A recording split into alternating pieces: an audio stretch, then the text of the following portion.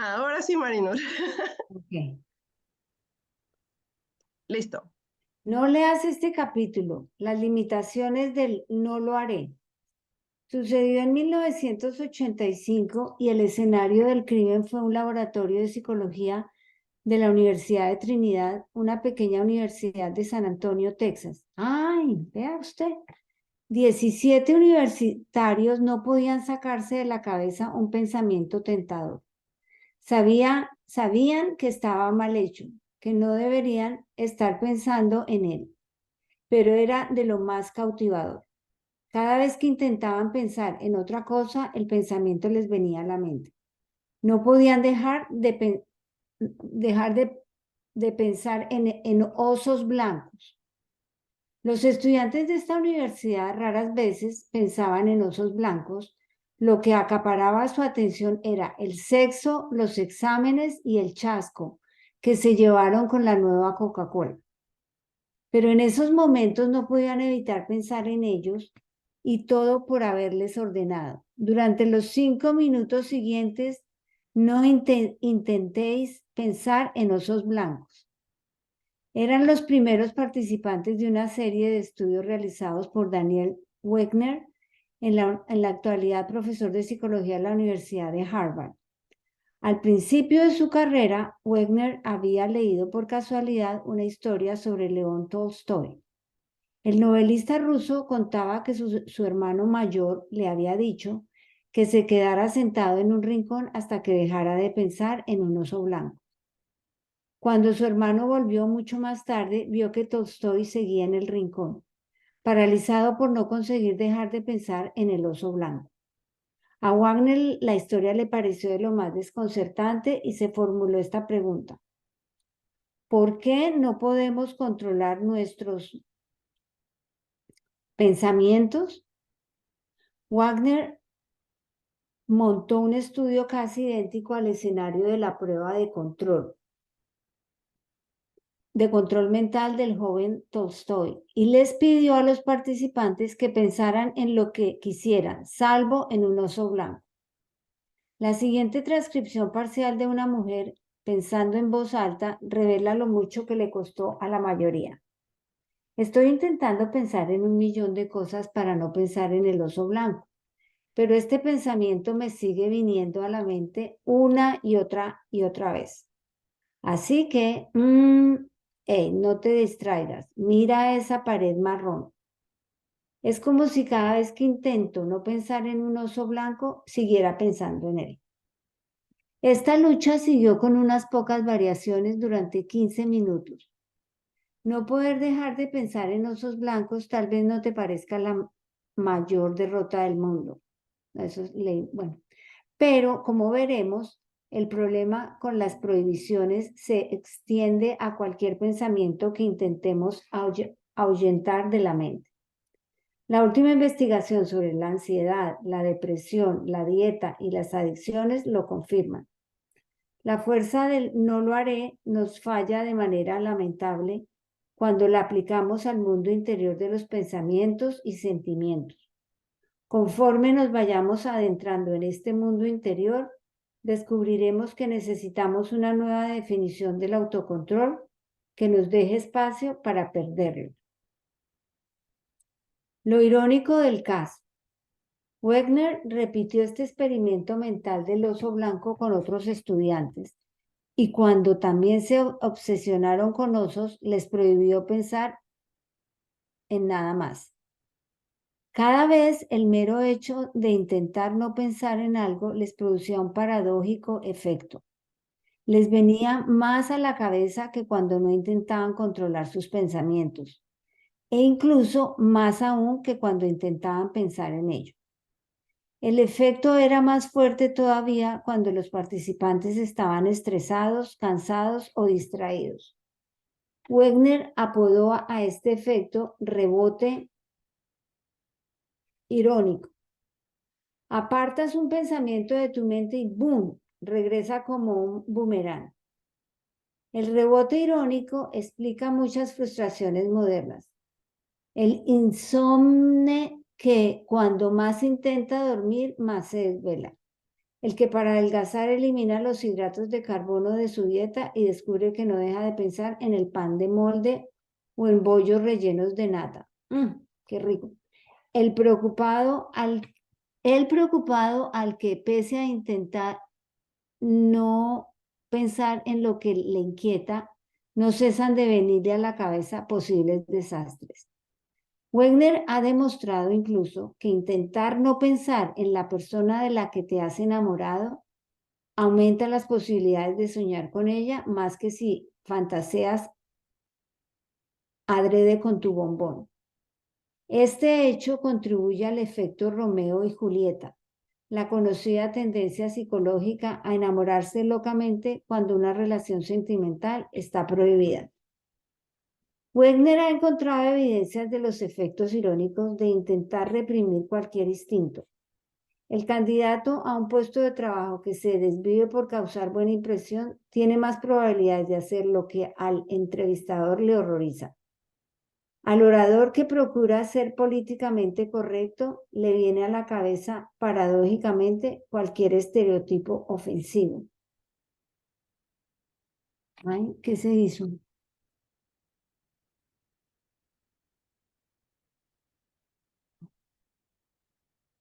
Allá. El que más desea guardar un secreto no puede evitar descubrir el pastel. El camarero que más intenta que no se le caiga la bandeja acaba con la camisa manchada de salsa marinara.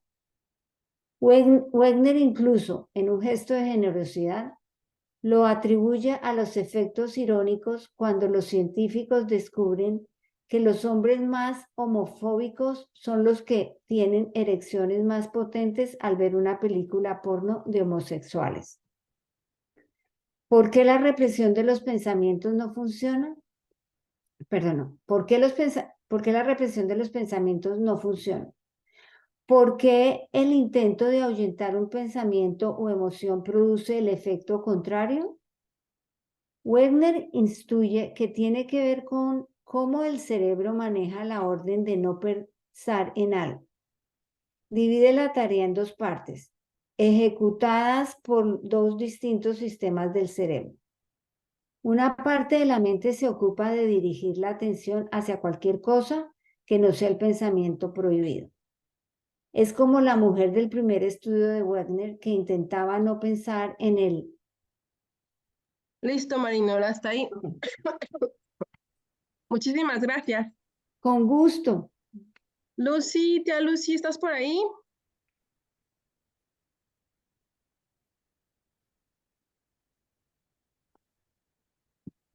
Sí, señora, aquí estoy. Disculpe. Ok, no te apures. Bueno, acá Ok, estaba. estoy intentando pensar en un millón de cosas para no pensar en el oso blanco, pero este pensamiento me sigue viniendo a la mente una y otra vez. Así que, eh, no te distraigas, mira esa pared marrón. Juan lo llamaba proceso del operador.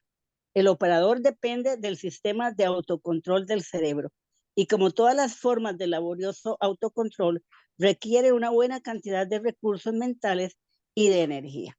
La otra parte de la mente se encarga de buscar cualquier prueba de que estás pensando, sintiendo o haciendo cualquier otra cosa que no sea pensar, sentir o hacer aquello que no quieres.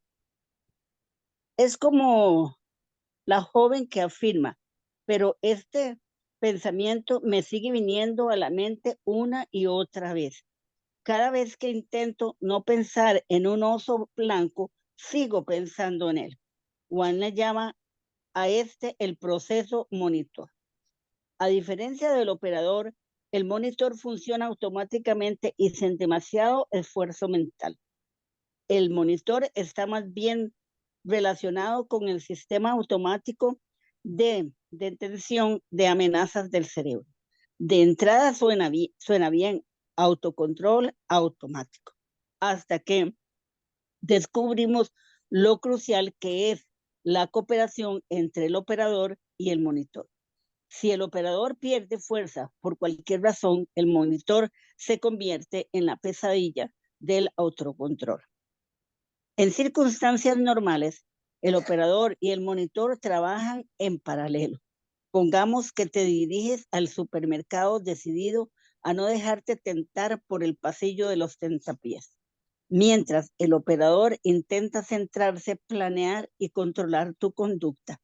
He venido al supermercado a comprar cereales y nada más. ¿Hasta dónde está el pasillo de los cereales? El monitor escanea la mente y el contorno por si ves signos de advertencia, peligro, peligro. Las galletas están en el pasillo 3.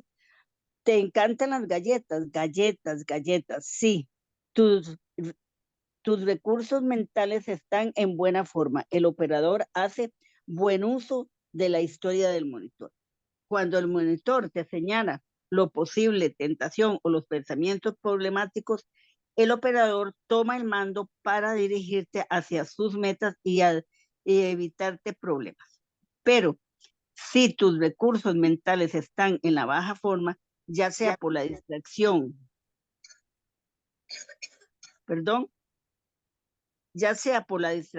fatiga, estrés, alcohol, enfermedad o otros desgastes mentales, el operador no puede hacer su trabajo. El monitor, en cambio, es como el conejillo de pilas de alcalinas. ¿Sí me está escuchando, Juli? ¿Sí? Sí, perfecto. Ok, sigamos. Sí, perdóname, es que mi mouse no funciona, pero sí te escucho. Sí te escuchamos. Funcionando. Un operador cansado y un monitor lleno de energías crean en la mente un desequilibrio problemático. Mientras el monitor busca algún contenido prohibido, está intentando recordar constantemente lo que buscas. Los neurocientíficos han demostrado que el cerebro está procesando constantemente el contenido prohibido a nivel inconsciente. El resultado es que piensas, sientes o haces sobre todo aquello que intentas evitar.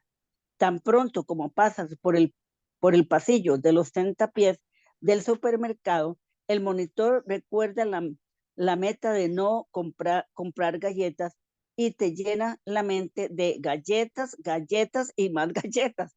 Al haber un desequilibrio de fuerzas por tener el monitor menos energía, es como una tragedia shakespeariana que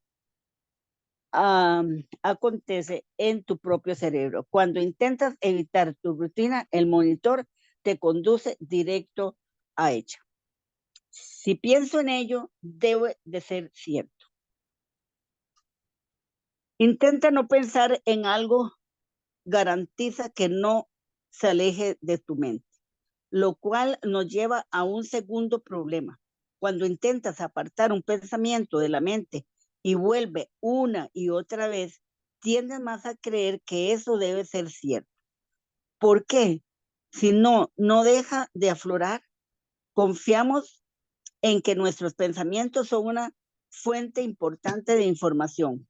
Cuando un pensamiento se vuelve más frecuente y nos cuesta más sacarlo de la cabeza, suponemos que es un mensaje urgente en el que nos debemos fijar. Esta predisposición cognitiva está, por lo visto, integrada en el cerebro humano.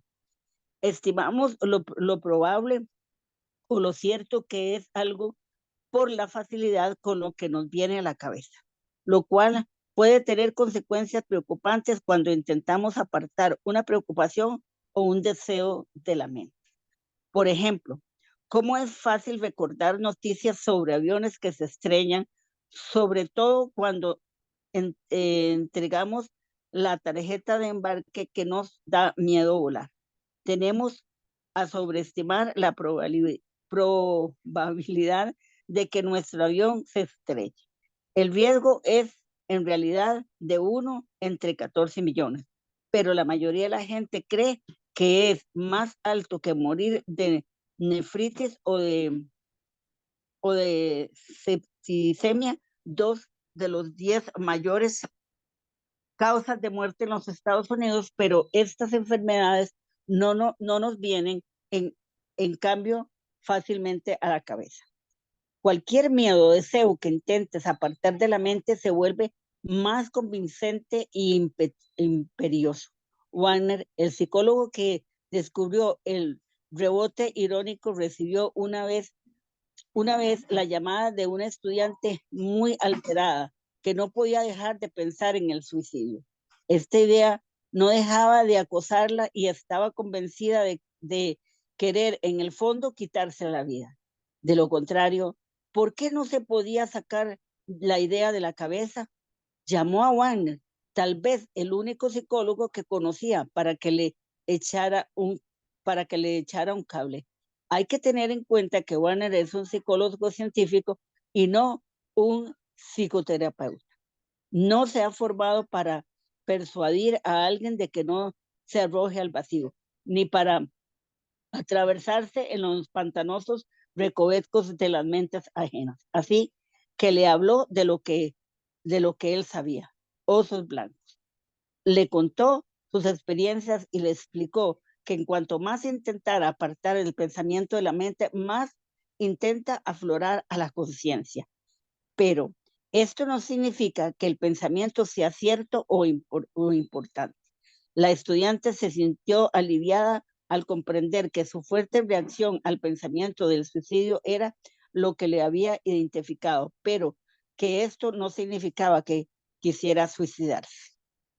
En su caso, tal vez sea el pensamiento de un ser querido que ha tenido un accidente o un accidente de tráfico, o el pensamiento de que lo único que le reflejará es zamparse un tarro grande de helados de caramelos, otra que si se dejara llevar por el pánico o intentas apartar el pensamiento de la mente, volverá una y otra vez, y cuando lo hace vuelve con más fuerza.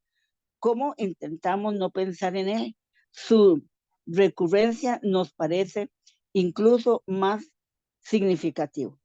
Por eso tendemos más a creer que es cierto. La persona altamente preocupada se preocupa todavía más y el que se muere de ganas de comer helado saca la cuchara del cajón.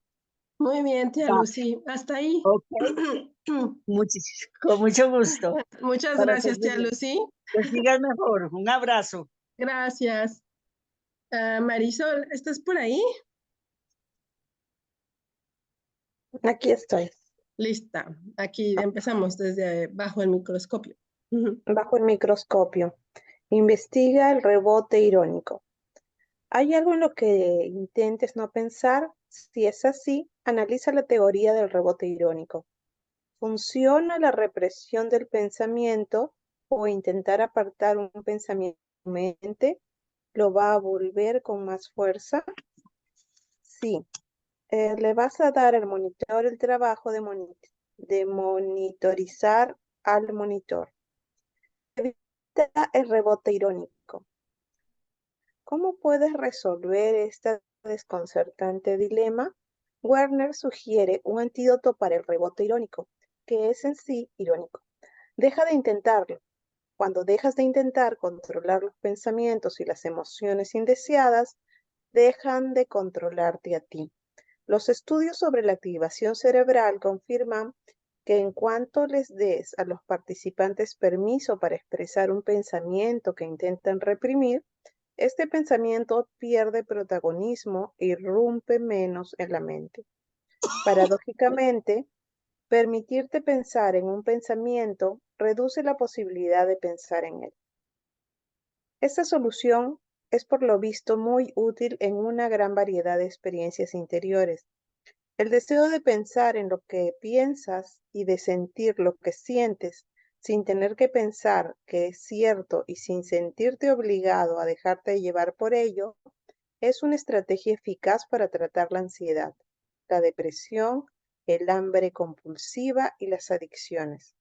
A medida que hablaré de la evidencia de cada una, veremos que no intentar controlar nuestras experiencias interiores nos permite controlar más nuestras acciones exteriores.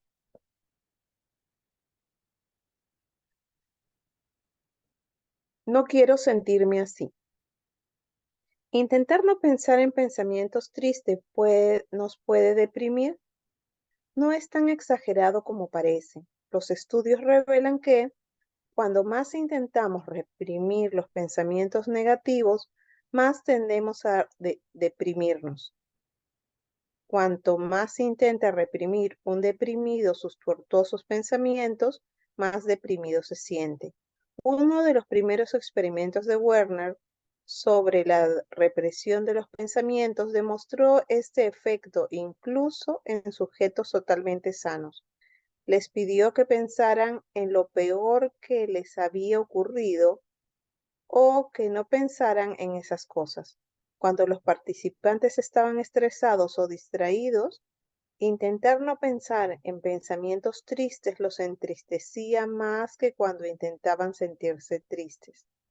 Otro experimento reveló que cuando los sujetos intentaban apartar de su mente pensamientos de autocensura, soy un perdedor, creen que soy un estúpido, la autoestima y el ánimo les bajaban más que cuando reflexionaban abiertamente en esos pensamientos. Nos sucede incluso cuando creemos haber ahuyentado el pensamiento negativo de nuestra mente. El rebote irónico ataca de nuevo. Intentar reprimir la ansiedad también es contraproducente. Por ejemplo, los que intentan no pensar en un procedimiento médico doloroso acaban sintiéndose más angustiados y tienen más pensamientos intrusivos sobre el dolor. A quienes intentan reprimir su miedo antes de hablar en público, además de angustiarse más, les sube el ritmo cardíaco y por lo tanto tienen más probabilidades de que las charlas les salgan mal. Aunque intentemos apartar los pensamientos de nuestra mente, el cuerpo capta el mensaje de todos modos. Y así como la depresión empeora al intentar reprimir pensamientos tristes y de autocensura, los estudios demuestran que la represión de pensamientos aumenta los síntomas de trastornos por ansiedad graves, como el trastorno del estrés postraumático y el trastorno obsesivo-compulsivo. Estos hallazgos estos hallazgos nos resultan chocantes. Van en contra de cualquier instinto que tengamos para proteger nuestra mente de pensamientos perturbadores. ¿Acaso no se supone que debamos deshacernos de los pensamientos dañinos? Pero como veremos, si queremos ahorrarnos el sufrimiento mental, tenemos que hacer las paces con estos pensamientos en lugar de rechazarlos. ¿Hay algo malo en mí? Philip Golding es uno de los neurocientíficos más sociables que he conocido. No estoy diciendo que los obsesos del cerebro no sean unos tipos cordiales, pero la mayoría no reciben como un efusivo abrazo a quien quiera que se le dé una vuelta por el laboratorio. Golding dirige el Laboratorio de Neurociencia Afectiva clínicamente aplicada en la Universidad de Stanford. Una forma elegante de decir que usa lo que conoce sobre el cerebro para ayudar a los que sufren de depresión y ansiedad, en especial ansiedad social. Es la última persona del mundo que uno pensaría que está interesada en el trastorno por la ansiedad social, una clase de timidez incapacitante, pero se dedica, sin embargo, a intentar entender y tratar ese trastorno.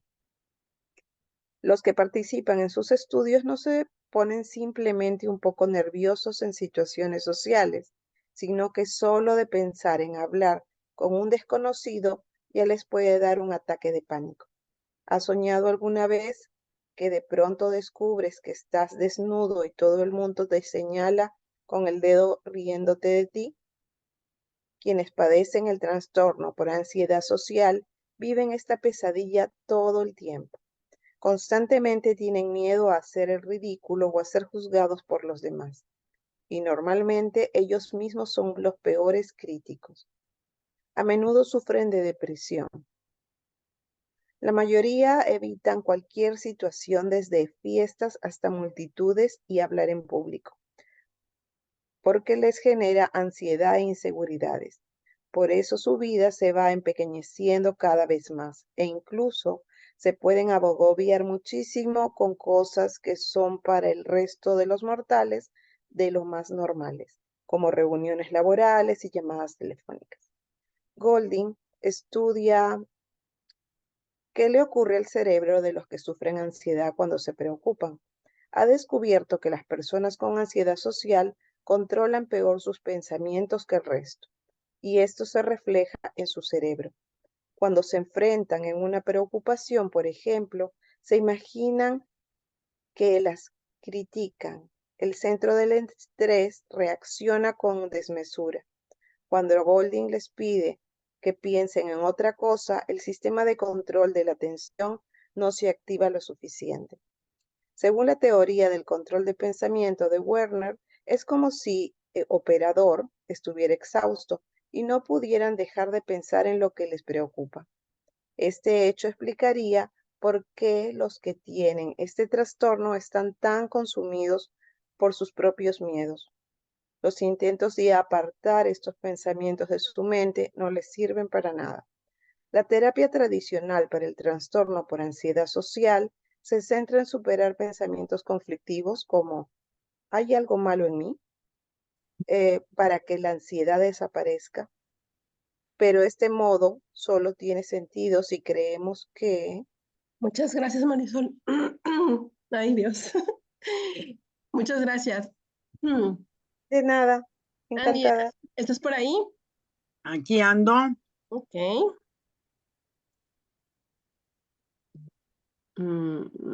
Aquí, por este, pero este método. Ujú. Intentar no pensar en algo funciona. Golding emplea un método muy distinto. Les enseña a los que sufren de ansiedad social a observar y a aceptar sus pensamientos y sentimientos, incluso los horribles. El objetivo no es liberarse de la ansiedad y las inseguridades, sino confiar en que son capaces de manejar estos pensamientos y sentimientos difíciles si aprenden a que no hay ninguna experiencia interior de la que necesitan protegerse. Serán más libres en el mundo exterior. Cuando se preocupan por algo, Golding les enseña a observar lo que están pensando, a sentir la ansiedad en su cuerpo y luego... Le voy a subir un poquito, espérame un segundo, ¿eh? Aquí te lo marco. Aquí. A sentir la ansiedad de su cuerpo y luego a concentrarse.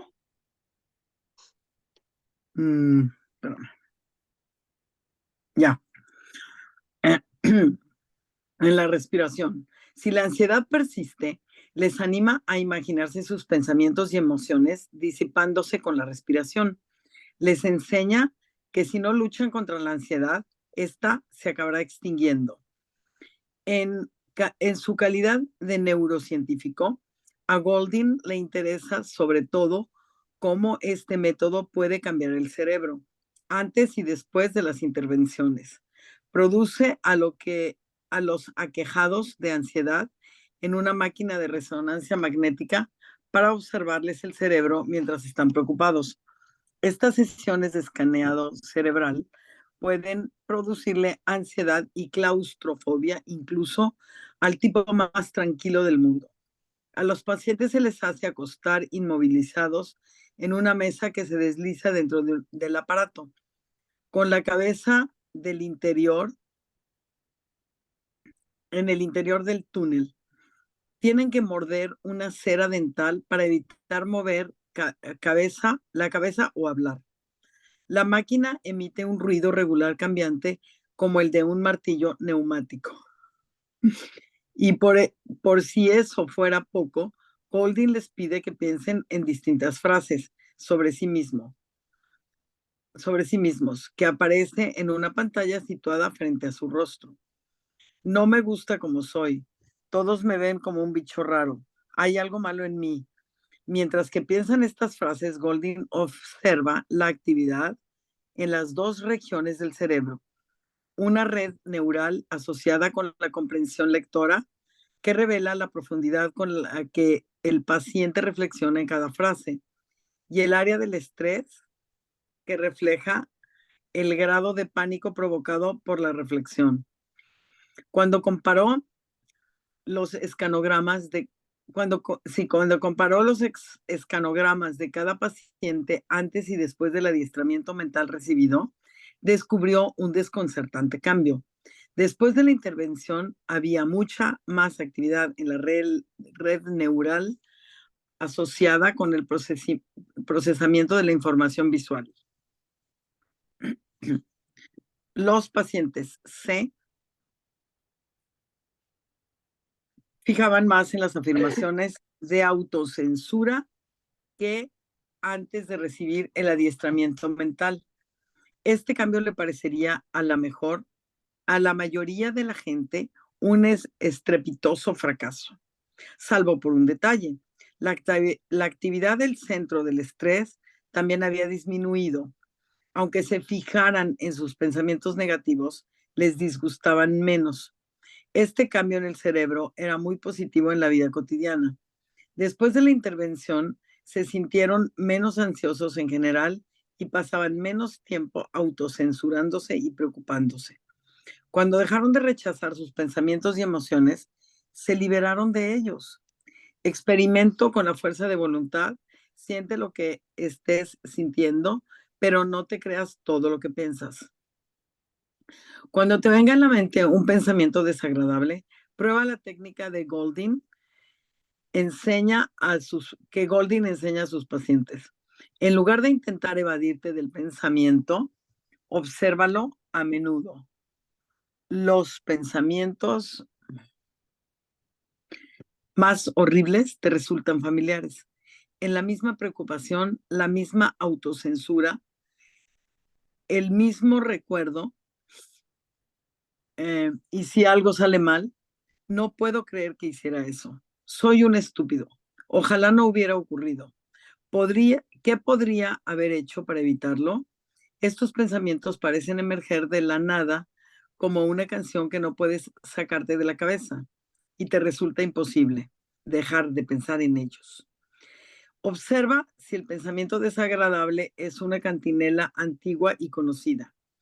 Tu primera pista para saber que no es una información de vital importancia que debes creerte. A continuación, fíjate en lo que sientes en el cuerpo.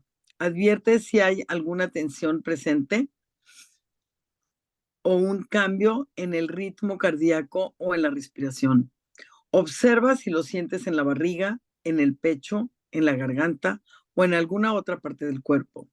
Después de haber observado tus pensamientos y sentimientos, céntrate en la respiración. Advierte cómo te sientes al inspirar y expirar. Algunas veces los pensamientos y sentimientos perturbadores desaparecen al practicar esta técnica. Otras te siguen distrayendo, impidiéndote concentrar en la respiración. Si te ocurre, imagínate que los pensamientos y sentimientos son como nubes deslizándose por la mente y el cuerpo. Sigue respirando e imagina que las nubes se disipan o desaparecen flotando. No necesitas intentar apartar el pensamiento de la mente, simplemente observa la sensación que te produce la respiración. Ten en cuenta esta técnica, que esta técnica no es lo mismo que creerte tus pensamientos o cavilar en ellos. Lo opuesto a rechazar los pensamientos es aceptar su presencia, pero sin creértelos. Estás aceptando que los pensamientos llegan y se van, que no siempre puedes controlar lo que te viene a la cabeza. No tienes por qué aceptar automáticamente el contenido de los pensamientos. En suma, puedes decirte, oh, aquí está otra vez este pensamiento. Es normal preocuparse. La mente funciona así y no tiene por qué significar nada.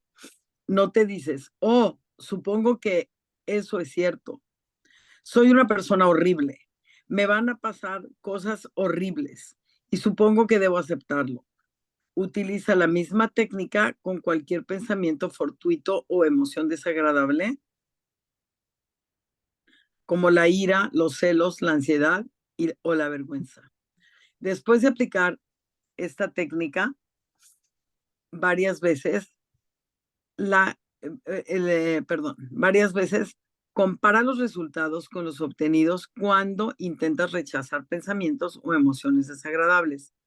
¿Cuál es más eficaz para tu paz interior? Para darte paz interior. Una hija hace las paces con su ira. Valerie estaba reventada a causa de los acontecimientos del año anterior. Varios años atrás, a su madre le habían diagnosticado un inicio de Alzheimer, pero las cosas habían empeorado. La pérdida de memoria de su madre se había acelerado y ya no era capaz de quedarse en casa sola mientras. Valerie trabajaba. Esta y su familia habían tomado la decisión de ingresarla permanentemente en una residencia. Si bien su madre disponía siempre de atención médica, Valerie seguía sintiendo que debía visitarla a diario y supervisar los cuidados médicos que recibía. Como sus otros hermanos no vivían cerca, la residencia y su padre había fallecido, era la que más se ocupaba de su madre. La penosa situación la llenaba de ira. Estaba rabiosa por la enfermedad que le estaba arrebatando a su madre y por tener que afrontarla sola. Hasta las visitas a la residencia eran frustrantes porque la personalidad y la memoria de su madre se habían vuelto totalmente impredecibles.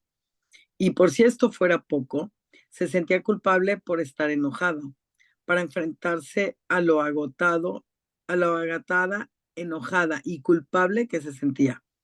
Se había estado relajando, haciendo una parada en el supermercado en el camino de regreso a casa. Llenaba el carrito de magdalenas, donas o de cualquier otra cosa deliciosa en la sección de la panadería y se los comía en el parking del supermercado, dentro del coche.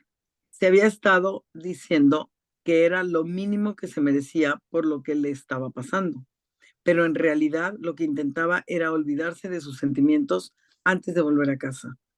Valerie temía que si no desconectaba de sus sentimientos al final de cada visita, se vendría abajo. Le daba miedo no poder sacárselos de la cabeza si se abría a ellos. Y sin embargo, siempre la estaban abrumando. Decidió empezar a concentrarse en la respiración y hacer la visualización de las nubes sentada en un banco de la entrada de la residencia cuando salía de visitar a su madre. Después se imaginaba que su respiración era como un viento que disipaba esos nubarrones negros. Se imaginaba que sus sentimientos se volvían menos densos, menos asfixiantes. A medida que la culpabilidad y la ira se desvanecían, sentía a menudo una pena muy honda, una sensación que no desaparecía con la respiración. Pero Valerie descubrió que cuando se permitía observarla, no deseaba rechazarla. En su corazón había espacio para ella.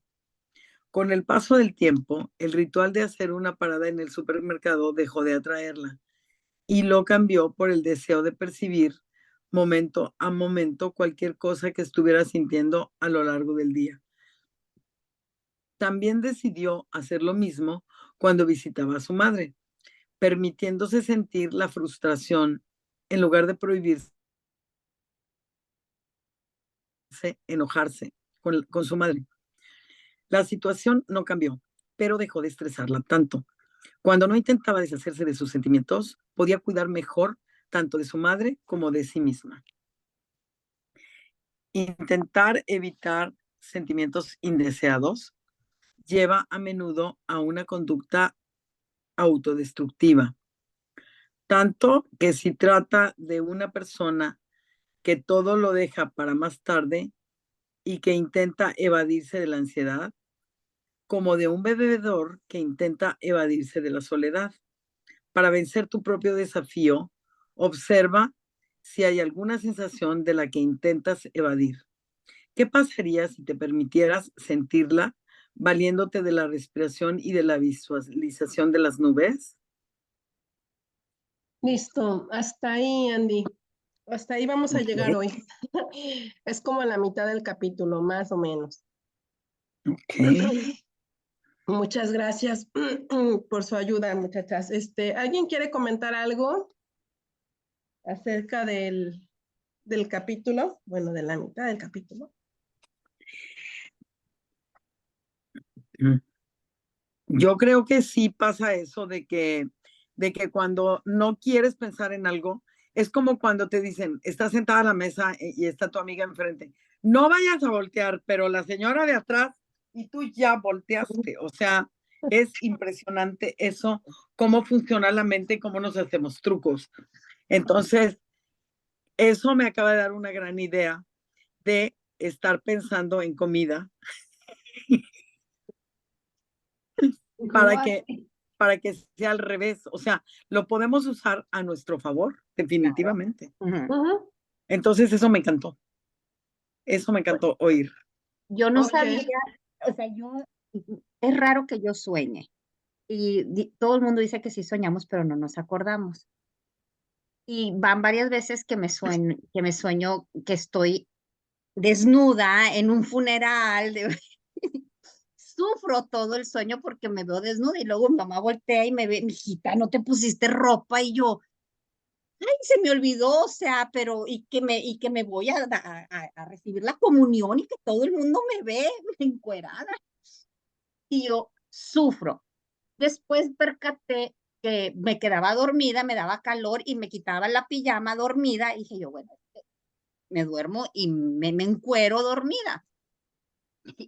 Y una de las veces mi esposo estaba a un lado y me vio que estaba encuerada y me vistió, dijo, para que no sueñe, que está dormida, que está desnuda, ¿no? O sea, y yo no me había caído en la ansiedad. O sea, hasta ahorita que lo voy leyendo en el, que qué raro que cuando sueño, que me sueño encuerada, veo que es ansiedad que estoy cargando, no sé de dónde, pero bueno, ahí está. Acuérdate que la ansiedad viene mucho del futuro, ¿no? De pensamientos futuros, de qué pasará, qué sucederá.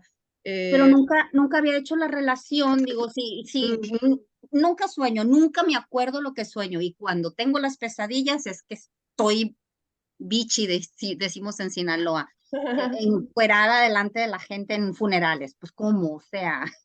Y siempre en funerales, eso debe tener alguna relación, ¿eh? A lo No mejor te sé. da ansiedad la muerte de alguien. Ya he estado trabajando en eso, ya mi mamá acaba de morir y la verdad de que eso ya pasó hace muchos años, o sea, que serán unos 7 años, y ya la última vez que me soñé encuerada fue hace como 4 o 5 años. Y ya no he vuelto, o sea, pero han sido 4 o 3 pesadillas de esas y no, nada más. Pero nunca Pero las siempre en había un funeral. relacionado. No, Siempre en un funeral. una en un Ah, funeral, otra en una ok. fiesta y otra en un baby shower. O sea, Ah, ok. no siempre en un funeral. Ok. Pero eso de estar, Ok. ¿cómo sufres que estar o sea, desnuda delante de la gente y luego no darte cuenta luego que todo el mundo voltea y te ve, pues, o sea, Claro. no, Ok. no, nada cool, no cool. De acuerdo, Ana. Muchas gracias por compartirlo, ¿eh? De nada. ¿Alguien más que quiera comentar, chicas? Yo Adelante, Lili. quería, o sea, me impresionó de verdad mucho este capítulo porque me la paso prohibiéndole cosas a mis hijas y entre más les digo, más lo hacen. Y yo hasta ahora veo esa asociación. En algún momento una terapista que yo usé para mí, porque estuve en una crisis muy profunda con las niñas al comienzo, ella me dijo, uy, tú eres una personalidad tipo A, en el enneagrama eres el 1, mejor dicho, eres un monstruo, ¿no? Entonces ella me dijo, tienes que dejarlas ser, suéltalas, suéltalas. y uno se le viene en la mente tanto miedo de qué van a hacer, van a terminar siendo lo peor, ¿no? Si uno no las, no, no las controla, no las Les corrige. pones límites, ¿no? Ajá. Y les he inducido a mi hija mayor, se roba la comida todo el tiempo. Ella siempre está buscando qué comerse a escondidas. Ella va a la casa de los abuelos y se roba la comida allá porque me doy cuenta cuando se la roba aquí, entonces peleamos todo el tiempo. Y, y en algún momento pensé, la voy a dejar y que si se vuelve una obesa, que se vuelva una obesa y que si tiene problemas, que tenga problemas y voy a dejar de sufrir yo. Y bueno, eso no resolvió el problema, pero me sentí mejor. Me sentí mejor, eso no resolvió el problema. Yo creo porque ella interiormente está pensando, no lo tengo que hacer, no lo tengo que hacer, no lo tengo que hacer, es malo, es malo, es malo, ¿no? Y más lo piensa, ajá. Entonces, tengo que buscar una estrategia totalmente opuesta. Eh, de verdad que me abrió los ojos de una forma que muy impresionante. Mm. Ok. Hay veces que incluso sirve también platicar con ellos y exponerles, porque realmente quien tendría que hacer como los ejercicios que exponen aquí serían Ujú, ellas, ¿no? ujú. Ujú. Esta mañana en el carro le dije a mi hija mayor, uy, estoy leyendo un libro súper interesante y quiero que nos sentemos y leamos el libro las dos, porque está súper chévere. O sea, yo no quiero decirle, sino que ella misma, Lo descubra, ¿no? O lo lea. y mi chiquita tiene ansiedad generalizada y Ujú. tiene miedo a todo y ella es tan impresionante que ella piensa en cucarachas todo el tiempo y a la única persona Que se le aparecen es a ella. es a ella. A mí me Es- pasaba igual con las arañas. Yo decía, yo tengo un detector de arañas. O sea, donde entre, las Sí, veo. Donde entre, donde esté, no importa, no importa. Pero es por eso, porque tu sistema reticular activador ascendente está conectado con eso. O sea, es como, está muy presente. Y sí sería muy bueno que ella lo leyera, porque el darte cuenta, de verdad, te hace como de, ok, y ves otra perspectiva. ¿Qué edad tiene ella? mi hija menor tiene 11. Ah, ya puede, ya, seguro, o Sí, sea, yo creo que sí. sí, Ujú. segurísimo. Sí, ya tiene conceptos muy estructurados y entonces ella puede entenderlo perfecto. Yo creo que Sí, sí, gracias, sí. súper, Ujú. Pili. Andy,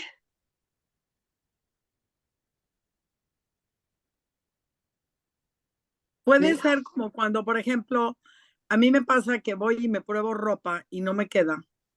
Y me pruebo otra cosa y no me queda. Y no me pruebo otra cosa, me queda chico. Y me voy al refrigerador a comer. Sí, claro. En vez de decir, no voy a comer, voy a cuidarme, voy a comer más sano, no sé, a cambiar mis hábitos. De frustración me voy a la cocina y me pongo a comer. Sí, Y luego ya me cacho y digo, ¿qué onda? ¿Qué hago yo aquí si es lo contrario? Es algo como eso, ¿verdad? sí, Ahorita con totalmente. lo que dijo Pili de su hija, me vino a mí a la mente eso. Ujú. Sí, sí. Son esos mecanismos que tenemos con diferentes cosas, pero sí, efectivamente, Andy. Ok. Muy bien, chicas, ¿alguien más? Antes de que me vaya, porque ya Sí, no estás más. lista. Eh, Juli, Mm, a mí me pareció súper interesante el poder que tiene la mente de cada uno, ¿verdad? Y me da mucha, o sea, descubrir tantos momentos en que la mente me ha llevado a cosas que en realidad no me gustan, ¿verdad? Y cómo eso se transmite precisamente a los niños. ujú. Cuando mis nietos están aquí, que ahorita están conmigo, y hay algo que están diciendo y diciendo y diciendo, entonces yo tengo el hábito de sentarme y decirles, vea, es que esto no puede ser así por esto, esto y esto, ¿verdad? Entonces trato de quitarle como la obsesión de ese pensar que ellos tienen. Por ejemplo, mi hijo tuvo un accidente muy fuerte, hace 6 meses. Entonces, la niña, ella se monta al carro y ella sueña en sus noches que tuvo un accidente y que papá no está, ¿verdad? Entonces es una de las cosas que trabajo porque ese pensar es el que ella todavía guarda por lo que vivió. Entonces, esto me gustó muchísimo. La otra parte, ¿me escuchas? Sí. La otra parte que sigue es súper linda. De verdad hay que leerla. Yo creo que yo la próxima semana estoy en San Carlos, en un paseo que me invitó una de mis nietas y su mamá. Ay, qué rico. Entonces, creo que nos estaré. Pero un abrazo a todas, 1000 bendiciones. Espero que podamos terminar este libro. Sí, Y sí, ojalá sí. que te compongas pronto. Estaremos Muchas orando y gracias. pidiéndole al Señor que ponga su mano de sanidad en ti. Buenas noches. Muchas gracias, Buenas Tulsi. noches. Muchas gracias. Espero verte el día 20. Sí, claro que Gracias. sí. Bye, Bye. bye. Listo, hermosas. ¿Alguien más? No, ya te dejamos descansar Ok, para que te muy recuperes bien. pronto. Muchas gracias. En la próxima abrazo, semana Ivonne. terminamos este capítulo y el día 20, el 10, que es súper cortito, y un brindis. ¿Ok? Para que Perfecto. nos pongamos todas bonitas y una copita. Y buenas. ¿va? Y Dilo, buenas también. Buenonas. Bueno, buenas noches. Buenas noches. Un abrazo a Bye, todas chicas. virtual. las Un amo. abrazo.